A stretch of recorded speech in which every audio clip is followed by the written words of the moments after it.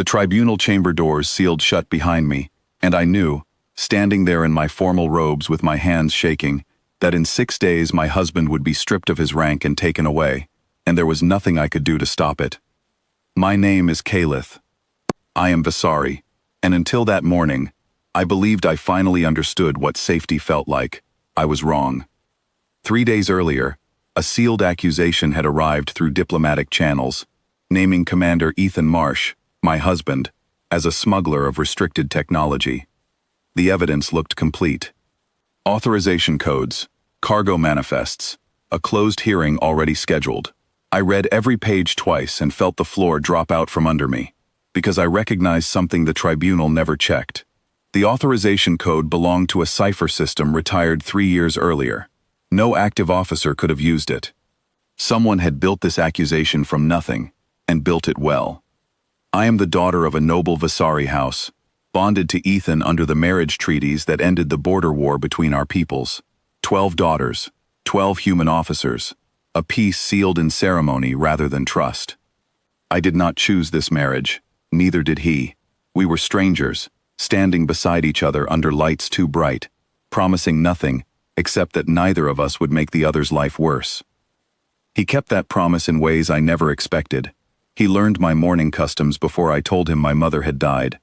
He remembered an allergy the Empire's own records had failed to note, and quietly stopped serving the food that caused it. He learned the correct way to greet me in my birth dialect, instead of using the flattened trade language every other human defaulted to. Small things, deliberate things. And somewhere across those months, I stopped waiting for him to send me away. Now someone wanted to take him from me instead, and they had built a case designed to make sure no one questioned it. I walked into the tribunal anteroom that morning and requested to speak. The officials smiled the way people smile at something amusing and irrelevant, and let me speak anyway, because it cost them nothing. I told them the authorization cipher was retired. I told them the timestamps did not match his ship's maintenance records. I told them someone inside the Empire had manufactured this from the beginning. They thanked me for my concern and continued the proceedings exactly as scheduled. I left that chamber certain I had failed him, and terrified of what came next. What I did not know was that Ethan had already begun building something the tribunal never saw coming. He found me in the corridor outside our quarters that evening, and for the first time since the accusation arrived, he looked calm instead of controlled. There is a difference, and after months of marriage, I had learned to read it on him. He told me he had requested copies of the original decommissioning records for the cipher the moment the accusation reached him, 3 days before the tribunal even convened. He told me he had pulled the maintenance logs for his ship, verified by station engineers and 200 witnesses, placing his vessel in dock during the exact window the smuggling run supposedly occurred. He told me he had traced the falsified manifest back through 4 layers of shell accounts to a single customs administrator, and that administrator's financial records told a story far larger than one fabricated accusation. I asked him why he had let it go this far, why he had let me stand in that chamber and beg people who had already decided the outcome. He said he needed the evidence complete before he moved, because a case built on suspicion alone would let whoever orchestrated this simply try again later, with a better story and fewer mistakes. He said he was sorry it cost me those days of fear, and that it was the one part of this he could not fix any faster than he had. I did not fully understand what he meant until the following afternoon, when he requested an emergency session, not with the military tribunal that had already condemned him in private, but with the civilian trade authority overseeing all commercial shipping through the station. Nobody had thought to compromise that office, because nobody expected a human officer to look there. I sat beside him in that new hearing room, and I watched my husband dismantle a conspiracy with the same unhurried patience he used to learn my customs. He began with the cipher. He laid the retired authorization codes beside the ones used in the falsified manifest, and showed the room they could not possibly belong to the same active system. Then he presented the maintenance logs, time-stamped and witnessed, proving his ship had never left dock during the supposed smuggling run. Then, almost quietly, he named the administrator who approved the false manifest, and laid out the financial trail connecting that administrator to a noble house that had opposed the marriage treaties from the very beginning. The room went completely silent. A representative from that house rose to object. The trade authority overruled him before he finished his first sentence, because the evidence in front of them left no room for argument. I watched something shift on Ethan's face in that moment. Not triumph. Relief, maybe, or something quieter than relief. He had spent 3 days building a case so complete that no one in that room could pretend to doubt it, and now that it was finished, I think some part of him finally allowed himself to feel how close this had actually come to going wrong. I reached for his hand under the table, and he let me hold it, in front of everyone, which he had never done before in a formal setting. Small gesture. I understood exactly what it meant. The investigation into the administrator moved fast after that. Once his financial records were formally subpoenaed, he gave up the names above him within a single day, because the evidence against him was already undeniable, and he had no reason left to protect anyone else. Those names led directly to the noble house that had fought the marriage treaties in the assembly halls a year earlier, the same house that had lost that fight through legitimate process and apparently decided to win a different way instead. The military tribunal against Ethan was dissolved without ceremony, the same quiet efficiency with which it had been opened.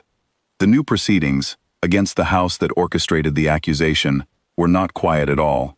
Word spread through the station within hours. By evening, half the noble families with connections to the empire's ruling assembly were distancing themselves from the house that had tried this, because nothing damages a reputation faster than getting caught manufacturing evidence against a decorated officer and losing. I stood beside Ethan on the day the ruling came down, in the very chamber where officials had once smiled at me like I was saying something amusing. Nobody smiled at me that day. The representative of the house that had orchestrated the accusation would not look at either of us at all, and I found that, after everything, to be the most satisfying detail of the entire affair. Walking back through the station corridors afterward, I finally asked him the question that had been sitting in my chest since the accusation first arrived. I asked him how he had known, so quickly, that it was fabricated. He said the cipher gave it away almost immediately, because he had worked with authorization systems long enough to recognize a retired format on site.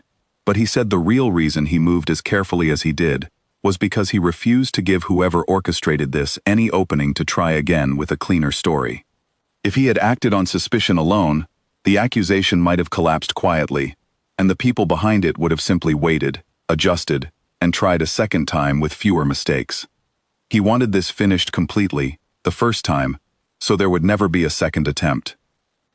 I told him I understood, and that I did, but that the waiting had been the hardest part. He said he knew. He said that was the one thing about the whole plan he genuinely regretted, and that he would find a faster way to protect me next time, if there ever was a next time. I believed him. That was new for me, believing a promise like that without reservation, but months of small, deliberate kindness had built something between us that no fabricated accusation could unravel in 6 days, no matter how carefully constructed it was. We walked past the shrine candle still burning in our quarters that night, the one he had lit for my mother before I ever asked him to, and I understood something the Empire had never managed to teach me in all the years I spent being told exactly what I was worth as a bargaining piece in someone else's treaty. It was never about grand gestures or dramatic declarations in crowded halls. It was about a man who decided, quietly and completely, that I mattered enough to protect properly, and who had the discipline to do it right instead of the impulse to do it fast, even when doing it right meant I had to be afraid for a few more days than either of us wanted. The marriage treaties were built as a hostage exchange dressed up in ceremony. A noble house tried to use that same exchange as a weapon against us. And somewhere in the middle of all that scheming, my husband simply decided none of it would ever touch me, and then made that decision true through steady, unglamorous, relentless work that never once asked for recognition. I stopped counting the days I had left in this marriage after that. I started counting something else instead. Every small, deliberate thing he did that no treaty ever required of him, and never once expected me to notice. He noticed anyway. He always did. And for the first time since I arrived on this station as a stranger bonded to a stranger, I understood that was never going to change.